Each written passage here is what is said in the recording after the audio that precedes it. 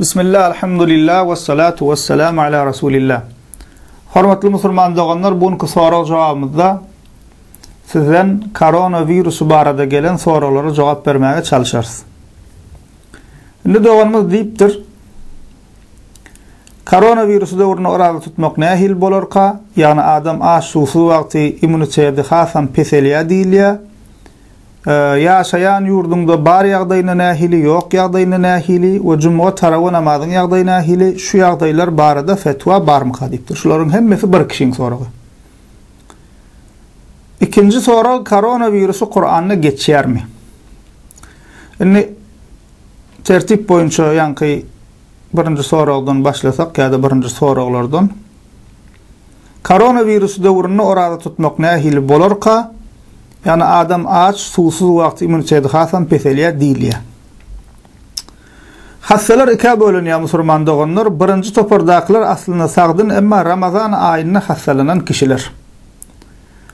Eger bu topardaky kişiler öz tejribesine göre ýa-da anamdar, dürs musulman Luqman tarapyndan ağız beklen ýagdaýynda keseli beterler ýa-da keselden gutulmak möhletini giyecekler deyip aydılsa, şoňa esaslanyp ol kişilere ağzını açmağa ruhsat berilýär. Näme asletine sagdyn, hem Ramazan aýyna hassalanýar şol kişiler. We näçe orada tutmadyk bolsa, hassalyk sebäpli Ramazan aýy guturandan soň şonça gün kazasyny almaly. Delili hem Kur'an-ı Kerim'den Bakara surasının 2. sure hemmemizin bilişimiz 184. ayeti Allah Teala aýdýar: "Femen kana minkum maridan aw ala seferin fe'iddetun min ayyamin ukhra." Eger Ramazan aýynda sizden biri diye Allah Teala hassa bolsa ýa-da ýolagçy bolsa tutmadyk günlerini başga günlerde tutsun diye. Bu birinji topar. Diýmek näme kan asletine sagdyn, hem Ramazanyna hassa bolýar. Şol sebäpli hem öz tejribesine göre ýa-da anamdar dürüst musulman Luqmanyň gorkezmesi esasynda oradasyny açýar we näçe gün tutmadyk bolsa soň kazasyny alýar. Bu birinji topardaklar. Birinji topar hassalar. İkinji topardaklar musulman doganlar gutulmak umydy bolmayan dowamly hassa bolan kişiler. Aşgadanyna hassalyk we ýa başga bir hassalyk bar, näme dowamly derman ullanmaly ýa-da ip içip durmaly ýa-da şoňa meňzeş. Dowamly gutulmak umydy ýok, dowamly şu hassalyk bilen ýaşaýan kişiler. Goşal sanma bularyň içine tapdan düşen ýaşlylar, garry kişiler hem girýär. Bular näme etmeli? Dowamly hassa bolan ýa-da garrylyk sebäpli tapdan düşen kişilere Ramazan aýyna ağız beklemek farz däl. Çünki näme saglyklary ýerine däl. Näme etmeli bu kişiler? Fidye bermeli. Fidye näme? Yani her gün için bir garyby doyurmaly. Boyundan bulan düşýär, diňe fidye bermeli. Fidyeň delili näme? Ýanky Bakara surasynyň 184. aýatynyň dowamy. Allah Teala diýär: "Ve alellezine yutiqunahu fidyetun ta'amu miskin." Ağız bekleme güç yetirmeyenler garyby doyurjak fidye bermeli diýär. Inni ağız beklesem immunitetim, yani vücudum kesele karşı duruma okuyup peselip mana da virüs yok şaýarym ka diýen gorkan kişi asletine sagdyn kişi, emma näme gorkusy wa we ne birinji topara girýär, ne ikinji topara girýär. Ne birinji topara ne ikinji topara girmeýänligi üçin hem näme bul adam agzyny beklemeli bolýar. O diňe gorky sebäpli agzyny açyp bilenok, sebäbi näme? Hiç bir Luqman tarapyndan hiç gorkezme ýok, ýa Luqman diýmänler sen tutsaň şeýle bolar ýa başga ýagdaý bolar diýip şoň üçin agzyny beklemeli bolýar. Bizim bilýänimiz şul. Emma intek Ramazana çenli wagt bar. Umyt edýäs bu hassalyk Ramazana çenli bitsin, gutarsyn. Oňa çenli gutarmasa, we Luqmanlar bu barada täze bir zatlar aýtsalar, dokluk bilen Ramazan bilen ýa açlyk bilen şoňa meňzeş baglanşykly bir zat täzeden ýüze çyksa, we ulamalar bu barada täze fetwalar berseler, biz ýene musulman doganlarymyzy näme? Musulman doganlarymyzy bu barada ýetireriz. Biram ýanky doganymyzyň diýäni immunitet peselýär diýilýär diýär. Şol immunitet peselyer diýen gurrumny biz tersini bilýäs. Şoň agyz beklesen immunitet güýçlenýär. Ýani näme? Wujudyň kesele garşy durumy ukyp güýçlenýär diýip bilýäris. Hawa ýene de musulman dogulmagyň özi lukmançylyga degişli mesele bolan üçin özi gözleşdirip görsün. Ondan sonra onun dowamy ýaşaýan ýurdunda bar ýagdaýyna nähili, ýok ýagdaýyna nähili. Bar bolsa sebäplerini tutmaly. Hawa lukmanlar ýol başçylary näme diýen bolsa şoňa görä hereket etmeli. Wa in muhim ýeri näme? Ahli zat Allah Taala'nın eline bir Allah'ın özüne sığınmaly, Allah Taala'dan pena dilemeli, dogalar edip durmaly. Allah Taala bu bela beterden bizi ahli musulmany hawa insanlar gorasyn diýip. Hawa eger ýaşaýan ýerinde ýok bolsa näme? Alhamdulillah şükür etmeli. Bar ýerine gitmeli, saglyň gadryny bilmeli. Peygamberimiz sallallahu aleyhi ve sellem bu babetinde Buhari ve Müslim hadis kitaplarında Usame bin Zeyd radıyallahu anh'tan rivayet edilen hadisinde Peygamberimiz sallallahu aleyhi ve sellem diye İza sami'tumut ta'una bi ardin fela tedhuluha ve iza vaka'a bi ardin ve entum fiha fela tehrucu minha. Eger diye bir yerde yokunç kesel bar diýip eşitseniz ol yere gitmeň diye. Eger ýaşaýan ýeriňizde yokunç kesel peýda bolsa ol yerden daşyna çykmaň diýip aýdy. Ana şuň kunna şu uly döwletleň edip oturan işleri baş şu virusdan goranmak üçin şu Peygamberimiziň diýeni.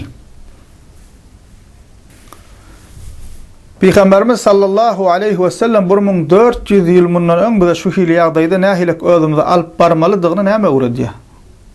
Şol 1400 ýyl mundan öň aýdan zady bize näme?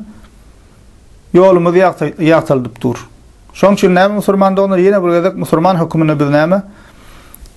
Beterem şu zatlar bizim imanymyzy artdyrýar. Ana şu Peygamberimiziň gorky diýişi alaqy insanlar şoň Peygamber diýip eden ok bular elbetde.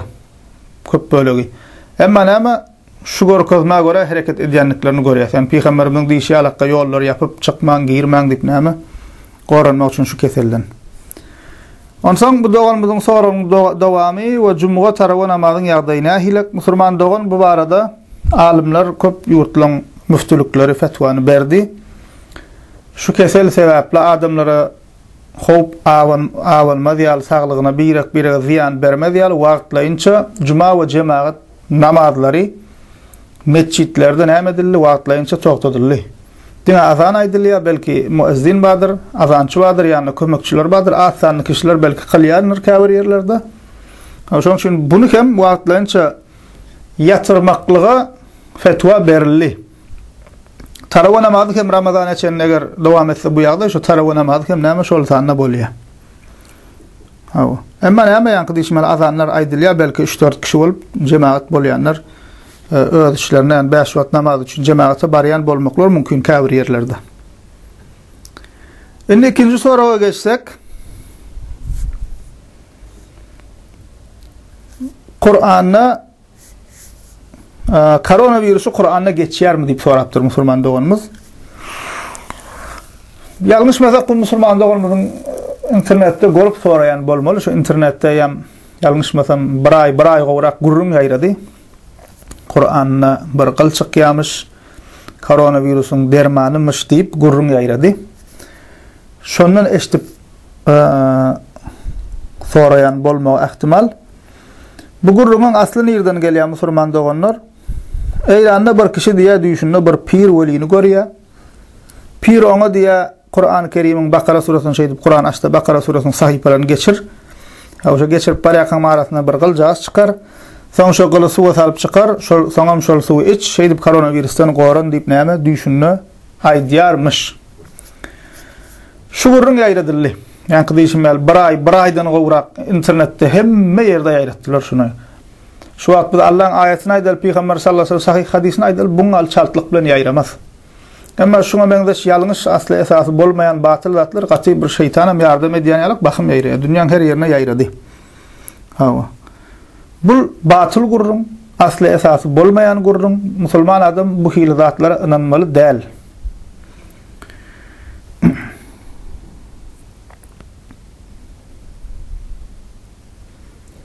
Näme üçin batyl musulman doganlar? Birinji sebäbi Birinci bilen düş hak. Kur'an, sünnet, Kur'an'ın ve sünnetten delil ba düş diýilýän hak. Awa. Emma sen gören dişin sen özüňe değişli, maňa değişli däl. Bir zatlar görüp bilersiň, özüňçe bir netije çykararsyň, türkmene oraşan düşdüýär aşol. Emma düş delil däl, subutnama däl, şonuň üçin hem düşde görülen zatlar bilen hereket edilmeýe, amal edilmeýe. Misal üçin biri diýse men düşümde peýgamberi gördüm, peýgamberimiz şu tabşyrygy berdi, şeýdin diýdi, beýdin diýdi, diýilse şoňa amal edilmeýe. Çünki düş delil hasaplanmaýa dinne. Sebäbi düş da ol bir elim bilen tutup gözüň bilen görüp bolýan zatlar, her kimin gören düşüniň ýerine düş görjek bolsak, tersini subut edip bolanak. Gördüm diýe-de, görmedigini nädip subut etjek? Şoň üçin düş delil däl. Delil näme? Kur'an, Allah Teala'nın kitabı ve Peygamber sallallahu aleyhi ve sellem sünneti, hadisleri. Ve sonra icma ve kıyas. İkinci bu hususta bellemeli zat musulmanlar onlar. Şu zatlar ýaýra diýenden bir topara jahil musulmanlar, bidgatçy mollalar. Evet, öňem bolupdyr, häzirem bar, şu düş gördüm, peýgamber gördüm, şeý diýdi, beý diýdi diýip näme at galanjak bolup, diniň arkasyny pul galanjak bolup edýärler. Bular bir topary. İkinci toparam dinsizler, musulmanlar oýnatgy ýerine goýup üstünden gülmek üçin günümüziň adalgaty bilen aýsak trollaýarlar. Oturýar internetde bir zatlar düzýär. Şeýdi ýaýradyp goýberem, şeý milletiň üstünden gülýär. Hawa. Tersem da hazır bir şonu etjek, soňam gutulmasa näme diýer? Men işdim bolýan gutulmadym, näme peýgamberden ýanky awliya ýalan sözläpdir ýa Kur'an'a çykan o näme zat ýalyn şekene diýjekde. Misal üçin men tersem ba, şeý diýem adamlar näme? Ýalňyş ýola itýärler.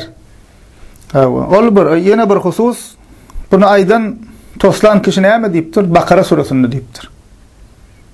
Bolmanam Kur'an'ın en uzun suresi sahypalaram. Kan islenlik bir kitabı açıp gözläp bersen, näme okulyp açılıp ýapylyp duran bolsa eger, içinden tüýjäş kıljaş çykmak mümkin. Diýmenler soňundan iki sahypanyň içinden çykýar diýmenler en uzun surany aýdypdyr. Şoň üçin o käbir kişiler internetde video goýýar, sahypalaryny geçirýär, içinden bir gyl çykýar. Bu zatlar näme? Bu zatlara aldanmaly däl. Başka bu hususda aýdyp boljak zat, köpüňize gawat gelenler ya da eştensiňiz şol hatlar wa peýgamberden gelen hat plança kişa paýlamaly, WhatsApp'dan orat, mailden orat, 10 minutdan şunu oratmasaň plan dat bolýar, başyňa bela gelýär, şeýle bolýar, beýle bolýar. Şu zatlarym, şu topar, şuna benzer zatlar hemmesi bir zat şulan. Hemmesi yalan, allaw, musulmanyň üstünden gülmek, sada halka ağlamak üçin edilýän zatlar. Şonuň üçin musulman doganlar bu zatlara aldanmalyň, ananmalyň, ýaýratmalyň bu zatlary. Ve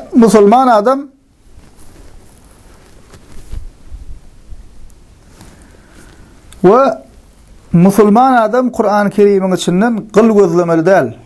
Allah Teala'nın Kur'an-ı Kerim'den buyruklaryny öwrenmeli, hikmet öwrenmeli. Kur'an-ı Kerim'in dürdanelerini öwrenmeli, bilim almaly. Allah Teala'nın ayetlerinin üstünde pikirlenmeli, ıvrat almalı musulman doganlar. Kur'an bize şoň üçin uğradylar. Bize Kur'an yol görkezici, nur, ýagtylyk. Emma gynasa musulman doganlar şeýle hurafa ýalňyş zatlara inanıp bolýar, ama asıl etmeli işimizi edemizok. Allah Teala biziň hal ahwalymyzy düzeltsin. Allah Teala bizi ahli insaniýeti şoňa benzer hassalyklardan, erbetliklerden gorasyn. Velhamdülillahi rabbil alamin.